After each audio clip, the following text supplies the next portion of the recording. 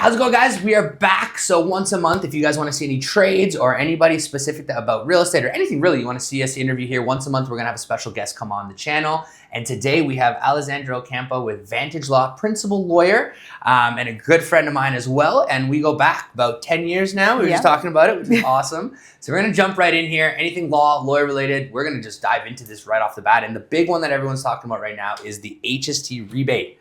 So this is the confusion. Is it law? Is it not? I'll let you kind of dive into and divulge about it. Yeah, so thank you for having me. Very excited to be here. HST. So with everything that's happening related to HST, it is specific to pre-construction properties. Yeah, so the whole purpose of why this has even come into play is because the government wants to encourage builders to build because we don't have enough housing. So what it is when it comes to pre-construction properties, there's a HST component. So not like resales where the HST is included in, we don't have to think about tax whatsoever. When it comes to pre-construction, how it actually breaks down is that the purchase price that you have on your agreement of purchase and sale, when it gets to the lawyer, it is backed out with the HST. So you then have exactly a line item that like the HST, the GST, whatever it is, it's all broken down. So now with the new laws in place, that no longer applies. So that 13% is no longer applying to new builds until 2027. So it's only a year. It's a year. Only a year. Yes. And it began April 1st of this year. So not long, like actually just a month today. Literally,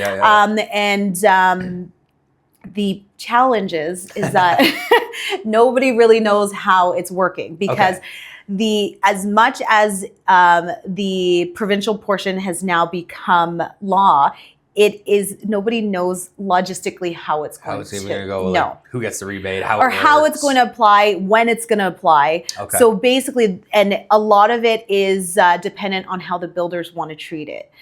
So we are following the lead of the builders, which is kind of the whole premise of new builds altogether, where right now the clauses that they've been implementing into the agreements is that should the legislation figure itself out by the time you actually close, we may or may not apply it. If we do apply it at closing, and for whatever reason the CRA says that you're not eligible for it, we could potentially register a lien over your property.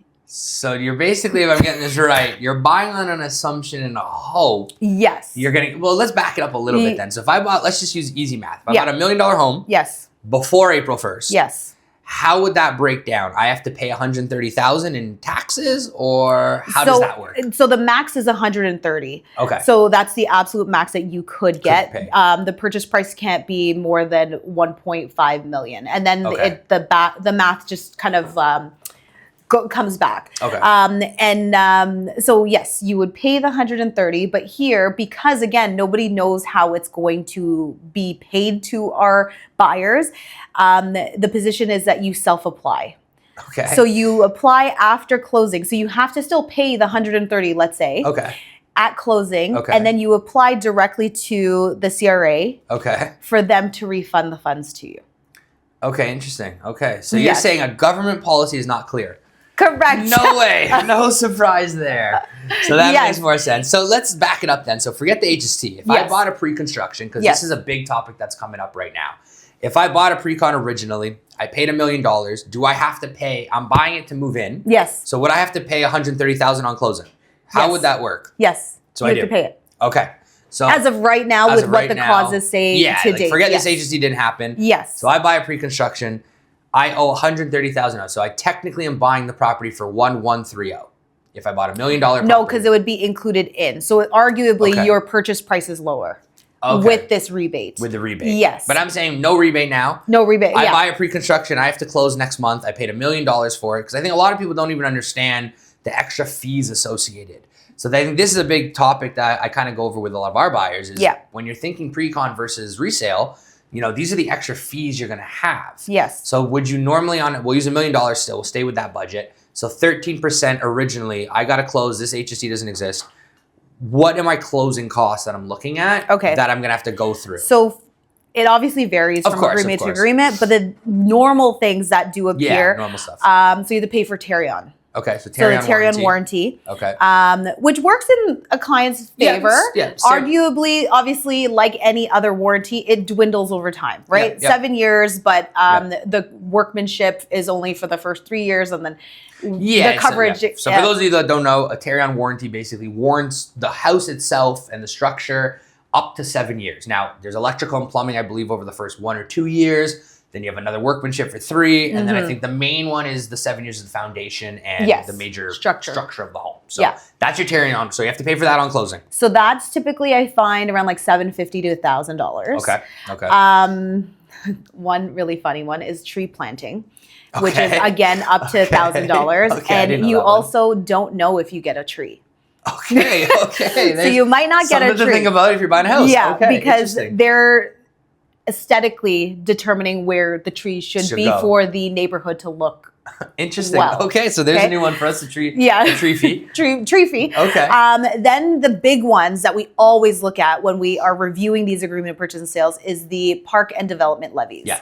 So basically that is, you are buying into a development and they want everyone who's buying to contribute to the development of everything. The sewers, the water, the park in the area. The park, it could be they have fancy signage. I don't know, whatever it is that they think falls within that. So I once had a client, actually, she bought a bachelor at the Esplanade. Okay. And her lawyer did not cap her levies. I was just about to say, that's one thing I can say. When you're negotiating a pre-con deal, guys, and everything is negotiable. So keep that in mind. You can cap these fees. Right. So she didn't cap her fees. And for this bachelor, her levies were like $30,000. Holy crap. Yeah. So these... I've heard of some crazy situations like that too. In Mississauga, it happened a couple years ago with the development there. I saw people were paying $80,000, $100,000 in development fees because they weren't capped. Yes, exactly. And every single contract is different. So keep that in mind. If you're buying pre-con or you're thinking about it, your contract can be different than the person who buys right after you. Yep. You can cap them and they cannot. Exactly. So keep that in mind. You're basically negotiating with a builder. There's no right or wrong. It's their contracts. So that, and then there's connecting gas. Okay. Oh, There's paving your driveway. Oh, so they charge that all extra. Yeah. Interesting. So it's not even built in the cost of the home. Okay. No. So all of these fees get added at closing with the pre-construction, while if it's a resale, we know what to expect. Yeah. It's property tax and it's maintenance fees if that is applicable. Yeah. But otherwise, it's like resale, we know. Yeah. And then with the pre-con, and even in that original agreement, they don't give you the actual amounts, because let's say you sign now, but the build is not ready until 2028, 2029. They can't tell you what it's going to cost them closer to the closing date. Yeah. So they'll just say there will be a fee for this. Right. Okay. So again, like you have that challenge. And that's, I think, a big part of what we talk to our clients about when you're thinking pre-con. I mean, like for me personally, I've never really been a big pre-con person. I think unless you're building a custom home for yourself. Yeah. Or you're currently in a situation where you're perfectly fine. When the house is built, it's ready, it's ready. And honestly, personally, unless it's a detached custom home, you're doing what you want to the home, I've always been a big resale person. But this is also why, because we're going to jump into a little bit here now. We're going to forget the HST for now, but we're just going to talk about, so of all of those extra closing costs you're going to have to go through, are there rebates? Because you do normally get an HST rebate in general before all this. So, but the challenge with the HST rebate, as it was before April 1st. Yeah. So it's capped at $24,000. Okay. So, but it's not a true rebate in the way people think of rebates. You're not walking away with money. Right. You're just not paying it. Fair. So you're still at $1 million. Right. So it's the same. Exactly. So if the rules with respect to the HST they still stand. Is if it's a primary residence, you are not subject to an additional $24,000. Okay. But if you are buying a property that is an investment property, you have to pay that $24,000. Okay. And then you can apply to get that 24,000 back as an investor. Okay. Once you have a valid tenancy agreement for 1 year. Okay. So then, but again, you submit that application to the CRA, and they say it takes 6 to 8 weeks, and it's really like 6 to 8 months. Yeah. We can't dictate how long that takes. Right. And clients can apply for that themselves, but sometimes they go to like an accountant or a lawyer to do that for them. But it doesn't really change in terms of like the speed. So on that same $1 million property, you'd get charged 13%. And then you would get 24,000 cut off that 13%. Yes. And then are you still on the hook for the rest, or is it just part of the sale? It's part of the purchase price. Okay, so you don't actually have to pay anything extra on that. So it's only if it's an investment property, you do owe the 24,000, but then you'll get it back, let's call it in 2 years. Sure. If you send off a tenancy agreement. Yeah, exactly. That's what we're getting at. Yeah. And you have to do it within 2 years, otherwise they won't give it to you at all. Okay. Yeah. Gotta love the Canadian government, right? Yeah. So there's limitations on that. Okay, so limitations. Okay, so interesting. So that was always a big thing for me. And now I think what we're really seeing here is we're gonna skip off the HST right now, because I think the big thing that people are having a struggle with right now is, what if I bought a pre-construction and now my value's lower? I gotta close in 6 months. I can't assign it. What happens to me now? Because I think this is something that's really common and what unfortunately is happening to a lot of people. So what we have to remember is that what you sign with the builder is a agreement of purchase and sale, which is a legally binding contract. Yeah. If you cannot fulfill the terms of that contract, so in this case, as a buyer, your terms is like you have to close. Yeah, you have to buy it, right? Yeah. If you cannot do that, you are in breach of that contract. Fair. So if you are in breach of that contract, now the builder can sue you for any difference in price, in costs that are associated with you failing to close.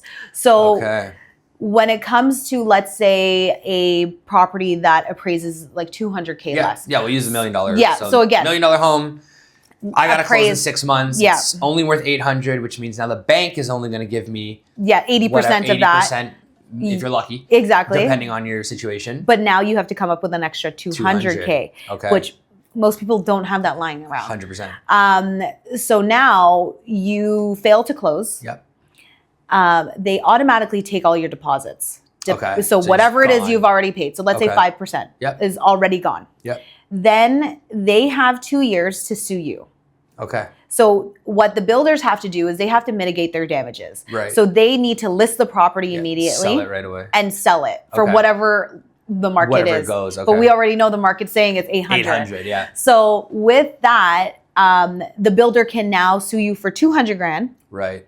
Plus any fees associated with that. Carrying costs, taxes, anything. If they had to stage it. Right. And they'll probably make their lawyer fees. Yeah, exactly. So everything, so that's the problem with failing to close, is that you cannot quantify what your damages are until they've actually sold it and until you're being sued.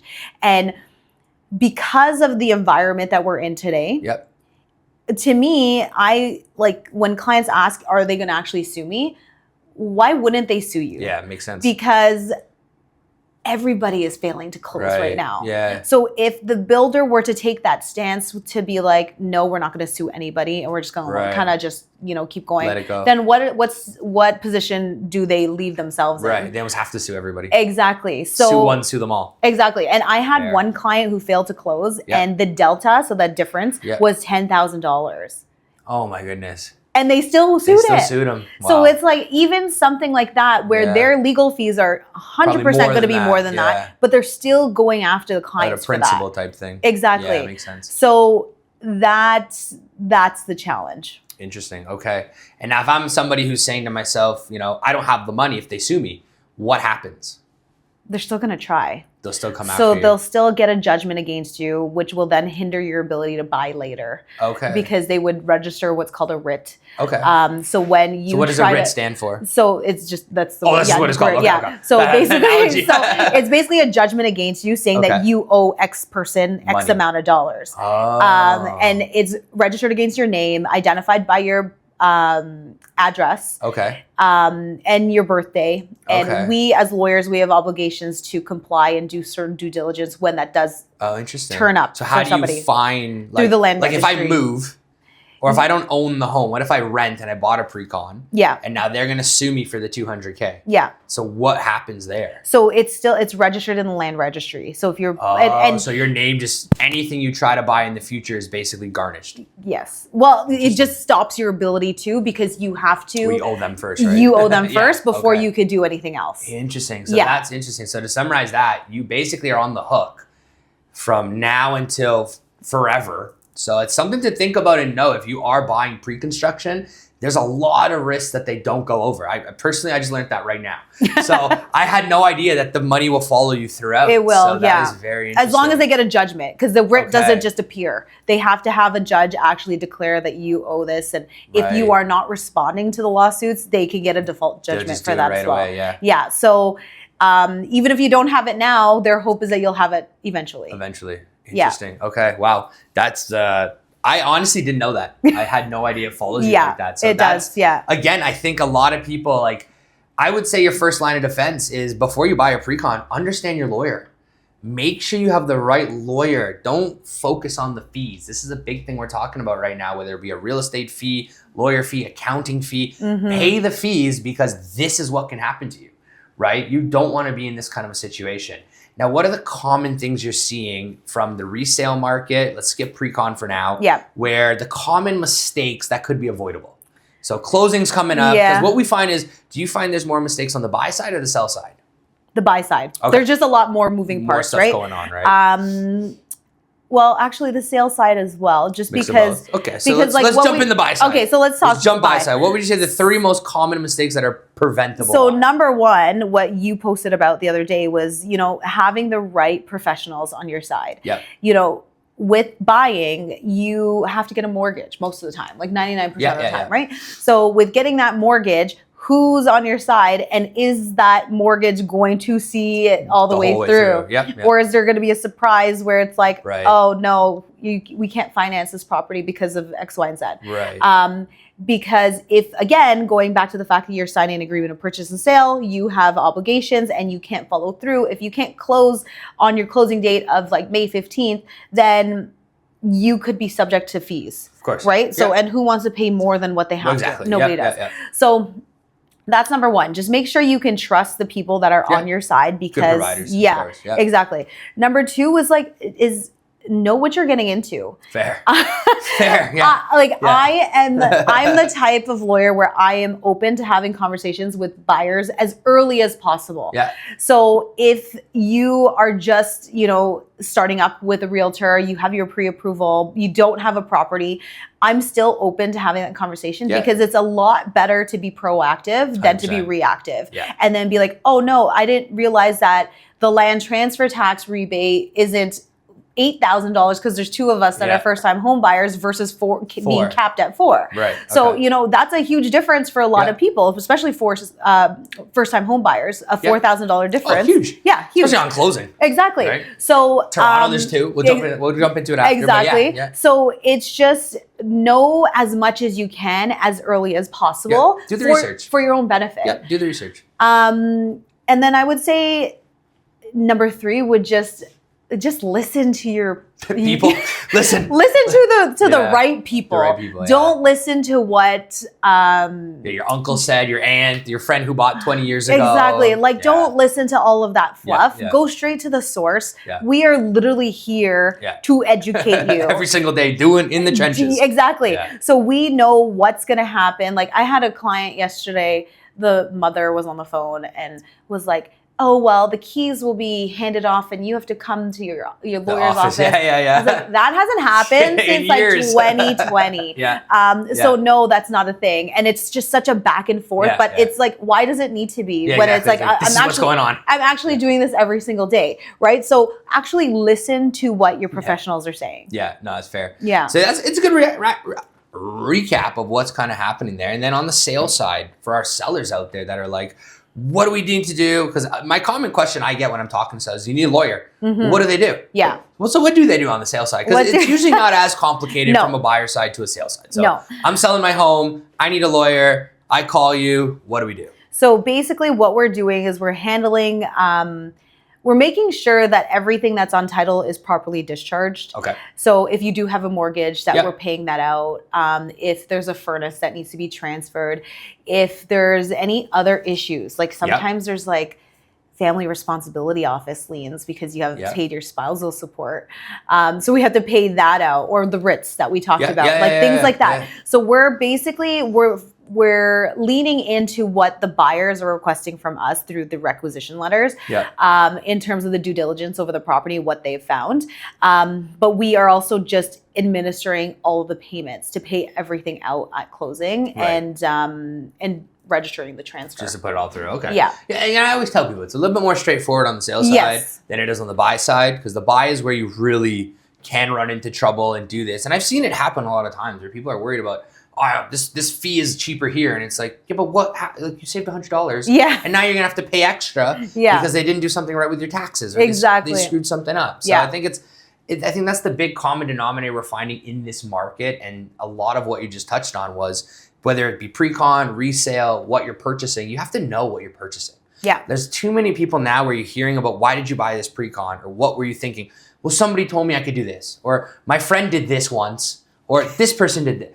It's like, you know, whether you're buying pre-con or resale, use the agent. Talk to the lawyer. You always have a cooling off period with pre-con. So that 10-day cooling off period is when you really got to dive into the contract. Ask the questions. And if I'm a buyer buying pre-con, before we jump back to resale, what are some common questions? If there are 3 main questions to ask the lawyer after they send me the agreement and say, yeah, you're good. If you want to buy it, buy it. What should I be looking out for? So it's basically the fees. Yeah, like the cap development fees, number one for sure. Yeah, huge that thing. That one's a big one. Now with the HST, like making sure that they're addressing it some way, shape, or form. So as long as it's in the contract, exactly. So like if there's a way for us to get it applied at closing, obviously that's to your benefit. You don't have to, you know, pay an extra $130 and then wait for it to come back to you, right? And then what I always tell my clients is that we also want an assignment clause. Okay. I know that like right now we're not in the market that people are assigning as they used to, but when you're buying a pre-con that, let's say, is anticipated to close in 3, 4, 5 years, you don't know what your life is going to be like, right? Like I've had clients who have bought and then in between the closing, they've got married, they've had a kid, they got a job in a different province, and then, you know, everything changes. So with an assignment clause, you want to have the ability to get out. Yep. And what is an assignment clause for those that don't know? So what an assignment clause is the ability to assign your rights to that contract to another individual. So essentially it's selling your rights to the contract prior to it being actually in your name. Okay, so now I want to assign my contract to you. Yes. Now, what happens if now you can't close on the property? Am I still on the hook? Yes. Okay. Yes. So be careful who you're assigning it to, too. Exactly. That's another factor with your realtor at the time and lawyer have to really understand who the buyer is. Yes. Right? These are also things that are going to come back to haunt you, because really until it closes, you're on the hook. Yeah. And like final closing. So with new builds, there could potentially be an occupancy period, right? Yeah. So if that is the case and you're assigning, you're on the hook until final closing. So until the building. So basically occupancy, for those who don't know, is more for condos than it would be for an actual detached house. But for condos, let's say for that kind of a corporation, for the building to take over, it has to be 51% moved in. Yeah. So once that happens, the building will get registered as a condo corp, and that's when your mortgage will apply. So this is actually a very common thing that I deal with a lot of people when they buy pre-construction, is they don't actually understand that for the first 6 months, 8 months, sometimes even longer than a year, you're actually not paying your mortgage. Yeah. It actually goes to the builder. So the builder is going to now assign you a fixed price based on your purchase price, based on their rate that they got. Not yours, not what you're going to get, not your expected payment. No. Their payments plus an estimated tax and maintenance fee. Yes. So you're going to have that. So if it's an investment property, you have to think, what can I rent it out? What are they going to charge me? And the worst part is you actually don't know those numbers, right? No, you don't find out until occupancy. Yeah, exactly. So these are all things you have to really be soundproof on with pre-construction. Like I think this is a lot of stuff that nobody talks about. Nobody understands. People don't understand how it really works because, you know, 10 years ago, like when I started real estate, you could buy a pre-construction condo at Humber Bay and Etobicoke. And I only know this because one of my buddies bought one, but you could buy resale for about $250 to $280. Pre-con was like $330. Yeah. Maybe a 40% increase on what you would buy resale. What it was 3-4 years ago, almost double the price. Yes. So you guys got to remember and think to yourself, are you actually, if I buy $1 million property, in 5 years it's going to be worth $2 million? It's not realistic. Yeah. You're not going to make that kind of return. So I think a lot of what you're reading and looking into, you have to understand that. That's why I've been a big pusher on resale. You know your fixed numbers. I buy the property, I close on the property, my mortgage starts, I go. And one thing we also need to make note of is like all those fees for the pre-construction, you can't put that into your mortgage. No, you have to pay them in cash. You have to pay them. They're your closing costs. So you're almost looking at, what would you say on average, if I'm guessing I'm putting 20% down? Yeah. I probably need 25%, roughly speaking. Probably an extra 5% of my cost. Yeah. In cash, liquid, just on the side. Exactly. Versus resale, technically speaking, resale, you can get in with 5%. Yeah. Up to 10, depending what price point we're at. Yeah. So that's something that I think is worth touching on and to know about it. And if you guys have any questions, again, Vantage Law, Alessandra, reach out to her. They're great. They will help you out. They will answer your questions. Pre-con, if you're in some trouble, again, we have a lot of resources for that. So let's pivot a little bit here and just kind of go over for someone that's understanding, okay, what happens with lawyers? What are we doing? I know we touched a little bit on rental items. Yes. So on closing, because this is something that comes up quite often. Yeah. And this is something, I'm not a huge big fan of rental items. No. Hot water tanks, I don't mind if they're under $50 because it's not too bad. And they last 5 to 8 years. But I think it's a really big part to touch on here.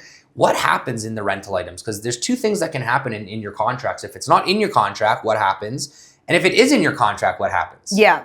So for rental items, yeah, like you said, hot water tanks, I've seen like Nest thermostats. Oh, wow. Yeah, like HRVs. security. Yeah, security, exactly. Furnace, AC. Everything. Anything under the sun. Solar panels. Solar panels. Oh, they're such a pain. So with that, so if you're a buyer and in your agreement of purchase and sale, it says that you are assuming the rental, we are going to assist with transferring that account to your name. Okay.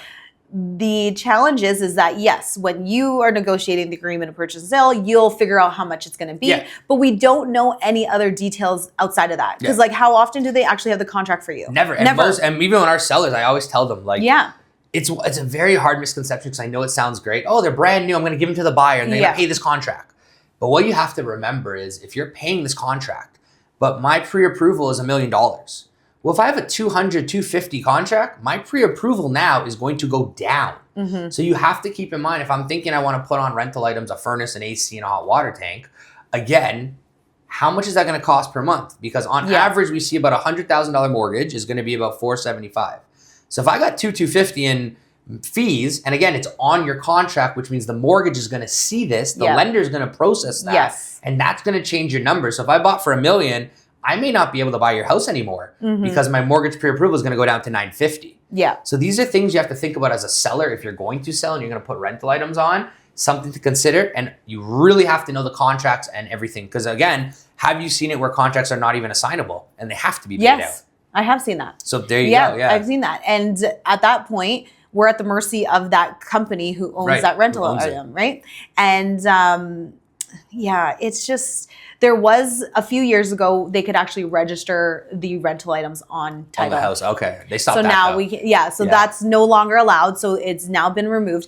But it's good and it's bad because sometimes we don't know, like we'll close and then we'll find out something was a rental item. Right, we find after the fact. Exactly. And because the seller wasn't honest with the realtor or just oblivious to it, right? Yeah, sometimes they don't catch it Exactly. Too, So if that is the case, so if it does say that you're assuming it, then we will transfer it to the buyer. Okay. If it's silent, then the seller has to pay it out. Okay. And the costs associated with these, they don't make sense. Yeah, no, they don't make sense. They never do. No, so it will be like a 5-year-old hot water tank, and why is it still $8,000? Yeah. I don't know. Yeah, the prices never make sense. I mean, I've done the math on it. I've posted a video about it too. Like, it's on the channel if you want to check it out. But we just break down like what it costs to buy a hot water, an AC, and a furnace for the average house. Isn't it like a few $1,000s for each? A hot water tank's about $1,500. Yeah. Call it $2,000 with installation. AC and furnace, you're probably $3,500 to $5,000. But between the three of them, all brand new, 10 to 15K max. Yeah. And some of these contracts, like I just saw one that we just sold a house on, the furnace buyout was $10,000. It doesn't cost 10 grand. It's a 3-year-old. It's 3 years old. Yeah. Which means it's not even brand new. Yeah. So I think that's a huge thing that are not touched on enough and people don't talk about it enough. But rental items are not something to get into, honestly. Like I think a hot water tank, if it's $30, sure, they'll service it. But guess what? They barely break. Yeah. They're good for 5 to 8 years. It's true. So you got to do the math on it, right? If you're paying $50 a month, $600 a year, the tank costs $1,500.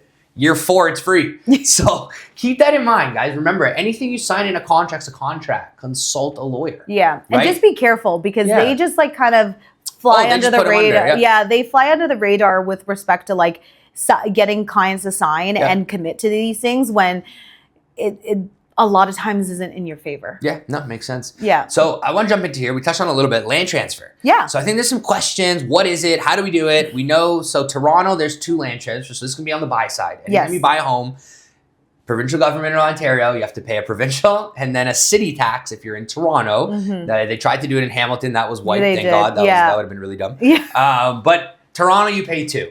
So how does it work? Roughly, what am I doing? Like I just pull up my mortgage app. It tells me what you owe. Exactly. So that I honestly do the same thing because land transfer tax is calculated based on your purchase price. Yeah. But it's a sliding scale based on like the percentage, based on what what price bracket. Because we do know over 3 million, it's a whole nother there's actually calculation. A third tax now. Yes. If it's over 3 million in Toronto again. So technically, there's 3 taxes now in Toronto. Yeah. Which is wild if you're buying a house. But that's over 3, 4, 5, another sliding scale. But to go back on land transfer, So basically, when you are a first-time home buyer, the provincial cap for your rebate is $4,000. Okay. For the city of Toronto, the cap is $4,475. Okay. And the great thing about this, and I will give them some credit here, is that it actually automatically reduces the amount. Okay, nice. So you don't have to pay the cash. Okay, that's good. Exactly. So it automatically reduces the amount, so you don't have to come up with that extra cash on closing. So they just minus it off. Yeah, so it's not like a rebate where we think you have to apply for it after. Okay. It's an instant rebate. And if I'm buying in Toronto and there's 2,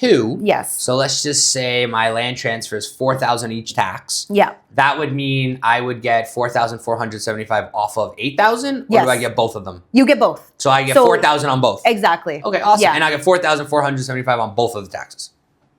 No, you would just get $4,475 off of Toronto and $4,000 off of Ontario. Yeah, exactly. Toronto, okay. Yes, Okay, cool. So you do get both. Yes. Now, this is an interesting one out here for my couples and spouses. Let's say that I bought a house and my spouse now, we're going to go buy a house, but we're not married. Okay. I've already used my land transfer for $4,000. How does it work now if we want to use hers? If you're not married, then we can use hers. And full 4, or is it cut in half? It depends on the percentage of ownership that she owns. Interesting. So if we do it 50-50, she would get half of it. Okay. If we do it 99% one, then she get 99% one. And then, Interesting. Okay. And then But then there's different issues when you do that. I was just going to say, because ownership, title. So there's 2 ways of owning property. There is joint tenancy and tenants in common. Okay. So with joint tenancy, that would be the 50-50 I talked about. Okay. Yeah. So let's say we go ahead with joint tenancy. What is important about joint tenancy is that it has something called a right of survivorship attached to that. Okay. So that means that in the event of one or the other's passing, the ownership automatically flows to whoever's surviving. Okay. So as a lawyer, I do suggest that everyone has a will in place. Yep. But if you don't have a will in place, this at the very least will protect the property. Okay. Okay. Okay. So that's the first way. If you're now going 99% one, that's now going into tenants in common. Okay. So with tenants in common, that means you're both still on title, but we're specifically identifying the percentage of ownership to each party. Okay. So why that is now important is that when you sell the property, arguably the default in terms of the proceeds of the sale is 99-1. Yes. Fair enough. Which may not be true because you were just doing that to benefit taxes. Yes. So that if you want to change it, you could potentially, if you're not married at the point of actually wanting to change it to, let's say, joint tenancy, then you would be subject to land transfer tax again. They get you. They get you every time. So there's a lot of conversation that I have with clients that are like not unmarried in terms of what makes the most sense. Okay. And also planning ahead to make sure that you're okay in the event that somebody does pass away. Because then also if I do that, now how does it work once we become married? Do we automatically go back into 50-50? So we would have to, so we'd have to register to do it, the joint tenancy, to just completely to make it protect. Exactly. Okay. And then if you are married and you are changing title, there's no land transfer tax. Oh, interesting. Okay, so there you go. Okay, so get married first, then do it. Don't do it before you get married. Yeah, so exactly. That's a good little key point there. So you could do that. But if you were married together, like already married and did it. But let's say Mrs. is a first-time home buyer, but you are not. Yeah. She doesn't get it. It's void, right? Yes, because the argument is that you, having purchased a property already, have brought the land transfer tax rebate into the marriage, so that's how she got the benefit of it. Jeez, that's hilarious. Wow. And that's even if they bought a home on their own already, wasn't a part of the marriage, nothing. As long as you could get it applied if you had sold the property before you bought this new one with her. Interesting. Yes. Okay, but we have to put all of that information in the land registry. Okay. So like it has to be accurate. It's all gotta be. Yes. Okay, so there's something to note. Yes. If you are, and then, so what if I'm saying this now, I don't know if we're not giving tax advice, but let's just say we're engaged. Yes. I've already bought and sold something. Yes. Now we're engaged and we want to go buy something together. Yes. Can I do a 99% one? And then once we become married, then I get to benefit. Yes. There you go, guys. Yeah. We're not going to give tax advice, but there you go. Short answer. Short answer. That's how you can get around it. Yes. So that's awesome. Okay, cool. That's good to know. So that's very interesting, actually. And now, so this is a topic that actually has come up quite often. So, and it's good to talk to a lawyer about this. And now I'm bringing in, let's just say we're a couple. We want to get married. We want to protect ourselves, of course, but we want to come in. But I'm bringing in the down payment. Yeah. Maybe she's not, or she's bringing in the down payment. Maybe I'm not. Yeah. What would you recommend for young couples, new couples, in terms of that kind of a scenario that they're buying it? Maybe they're not married, they're not engaged, but life's getting on, they want to go down that path. What would you recommend? How does everybody protect themselves so people can know? So I get that everyone's in love. Of course, yeah. That's why we got the lawyer. I get it. But I have seen it go really bad. Yeah. So what I would suggest to those clients who are not married, not engaged, not long-term maybe, is to get what's called a cohabitation agreement. Okay. So what that means is, so in Canada, we don't call them prenups. Okay. We call them cohabitation agreements. You would need a family lawyer to draw this up for you. Okay. That basically identifies exactly what would happen in the event of the dissolution of the relationship. Okay. So if, let's say, you put in $100,000 and Mrs. puts in $50,000, we know that is clear because you guys made this clear from the outset that in the event of the sale of the property, you get your $100,000 first. Okay. She gets her $50,000 first, and then the rest of it just gets split. Or whatever other issues you want to put in there. Okay. But you Who gets the dog? Exactly. Maybe. So that you would just want to do that as early as possible, just because the argument is that you did it with a clear mind. Okay. And you did it before you even owned the property. Right. So you went into it with this was the intention, and there's no way of suggesting that it was a different intention. Okay. And I've had clients that have put all of the down payment and then went that joint tenancy route.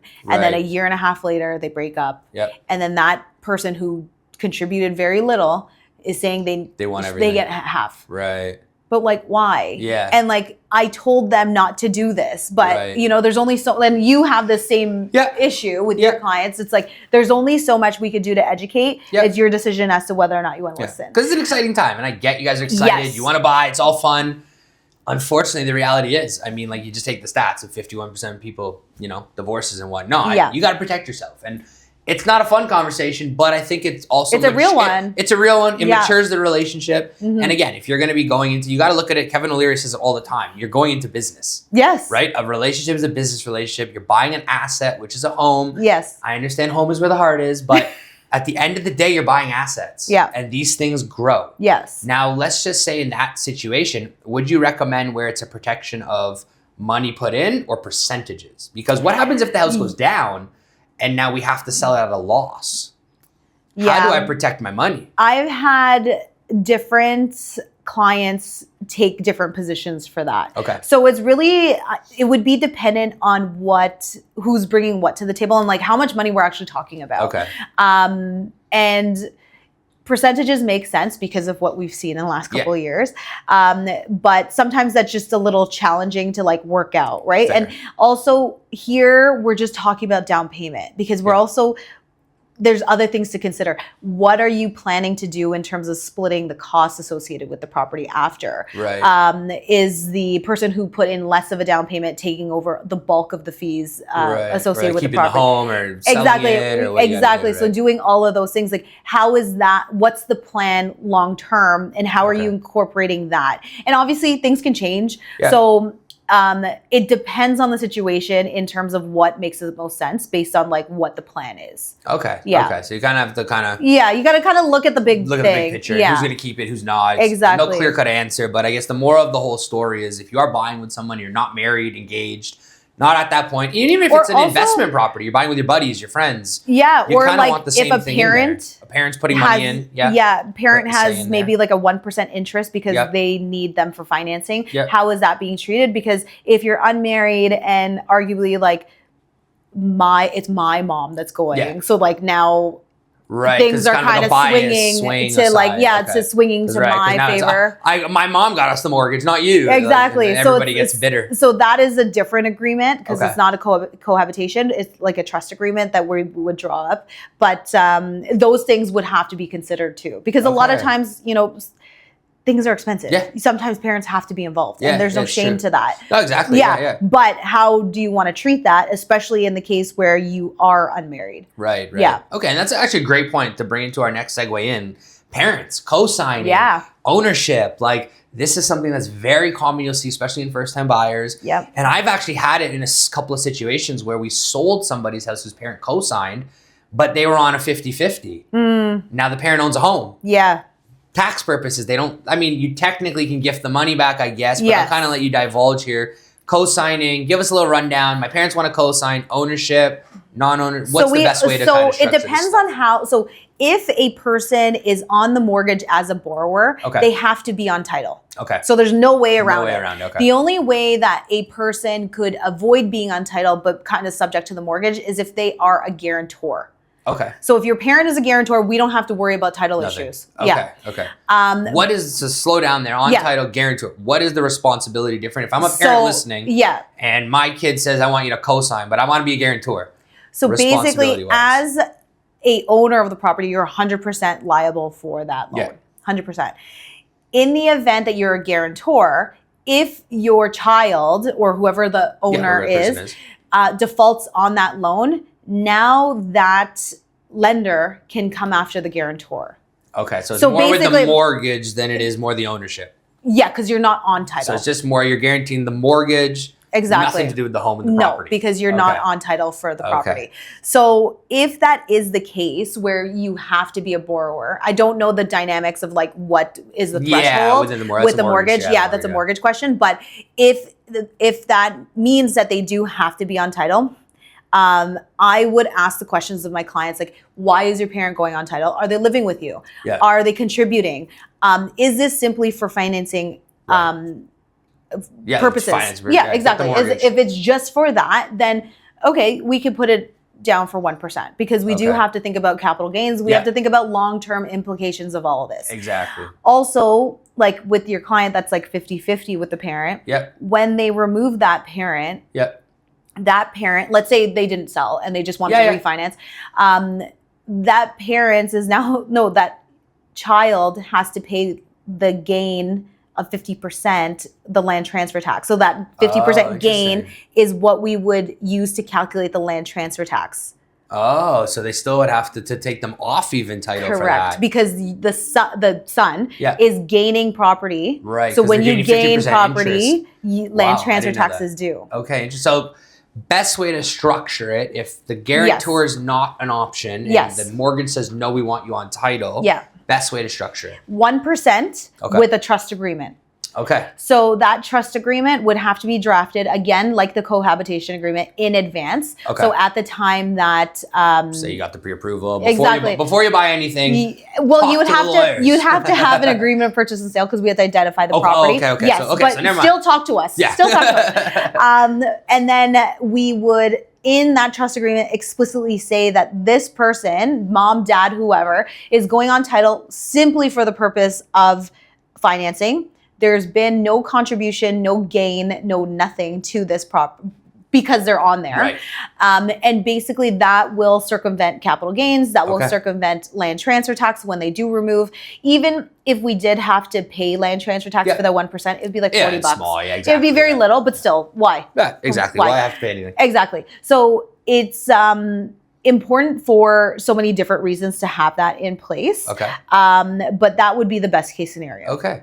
So there you go. There you have it. That's probably the best way to structure it, because that's a common question I get, especially with parents. They're worried about being, because again, if the parent wanted to buy a cottage, they want to move, they want to buy, they're now on the hook for that mortgage amount. And it'll show on their credit. Will show, even if you're 1% owner, they're actually still going to take the mortgage payment. Correct. So something to note as a parent, if you are co-signing, that will come on your debt ratios as well, because they give you the full mortgage amount on that. Exactly. Yeah, so keep that in mind. But again, you're helping the kids. You're probably usually in a good position. Yeah, so and usually it's like a short-term plan, right? It's 3 to 5 years. Get them in the market. Once they move or I got into my property the same way the first time. And when my mortgage came for renewal, we just took them off and that was it. Exactly. So it wasn't too complicated. Same with me. Yeah. It's a very normal thing. Yeah, it's not that bad. I feel like people think it's, my parents, I don't want them to co-sign. There's nothing wrong with it. There's nothing wrong. It's actually okay if they can help you get into the property. Parents out there, it's not scary. It's okay. I mean, you gotta trust your kid. Yeah. But that,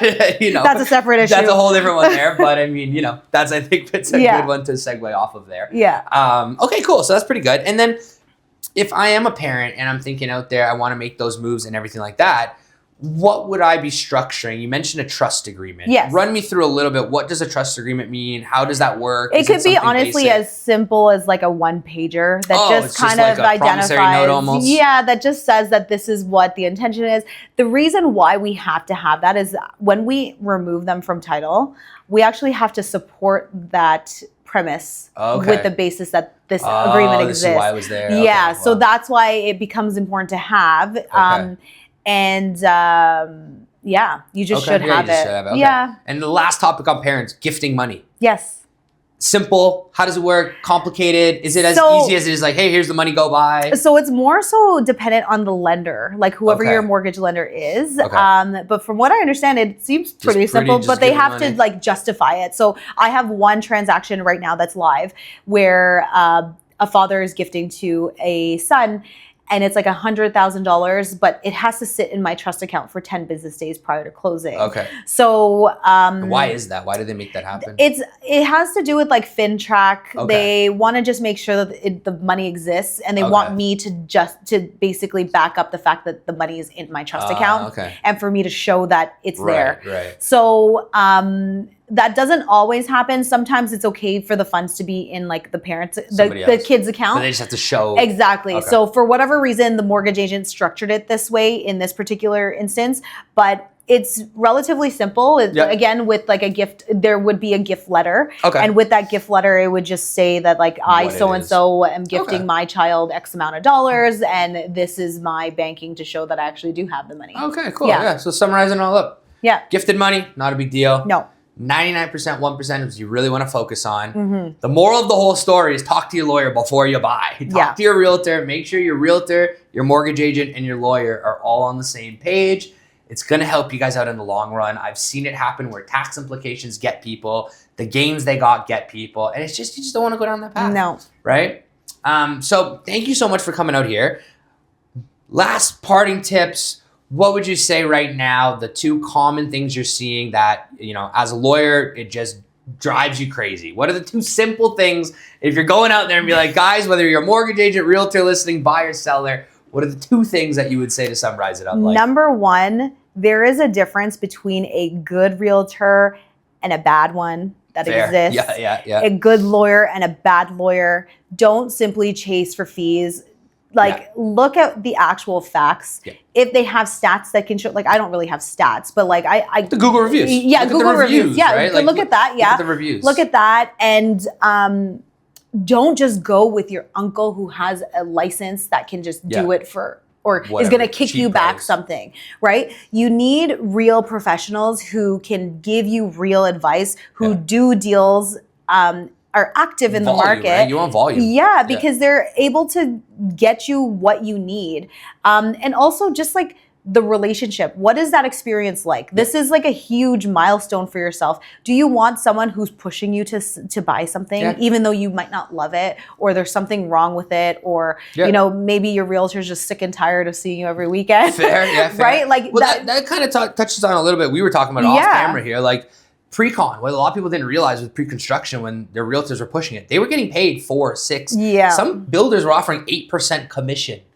Think about that. Right? Yeah. Like I always say, when the value someone's offering you is cutting costs, what else are they cutting? Yeah. That's where I always say it. And I think personally, like, even from a lawyer question, it's like, how much volume is the lawyer doing? Yeah. Right? Like, why it's important to have volume is A, you can handle it. Yeah. But also B, there's probably, if you're only a lawyer doing 4 to 5 transactions a month versus someone doing 30, 40, the problems that will arise and the experience of what you're going to know that's what you're paying for. It's get me out of the situation when it goes wrong. That's what you pay for. And know what to do and not panic. No. We talked about that too. Literally, like you don't, it's okay. No one is dying. We will figure it out. Yeah. So that 100% is number one. And number 2 is what we talked about. Educate yourself.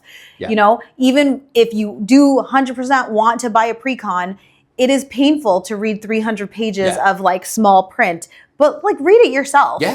Like, think about it. When are you going to spend? I always say this to people, especially when they're trying to like save a 0.5% here and there. It's like, if you're spending, how often do you spend $200, $100, $500,000 on something? Most of us, our first purchases, our biggest purchases are going to be our first car. Yes. And then it's going to be our first house. And then think about it this way. How often are you negotiating? Yeah. Right? Like, just because you got a really good deal in Cuba at the street market doesn't mean you're going to have it on $50,000, $60,000 on homes, right? Like, that's the big thing I can always say. Like, use the professionals, reach out. That's a huge one that I would say. We're going to leave Alessandra's information below. If you want to check her out, hit her up on her website, your Instagram. I'll let you hit the handles. What are they all? We'll put them right below as well. At Vantage Law _. There you go. You had it there. Thank you so much. We learned a lot. I learned a bunch today. Hope you guys learned some stuff as well. Give us a follow, hit subscribe if you like this, and then check out next month for our next guest.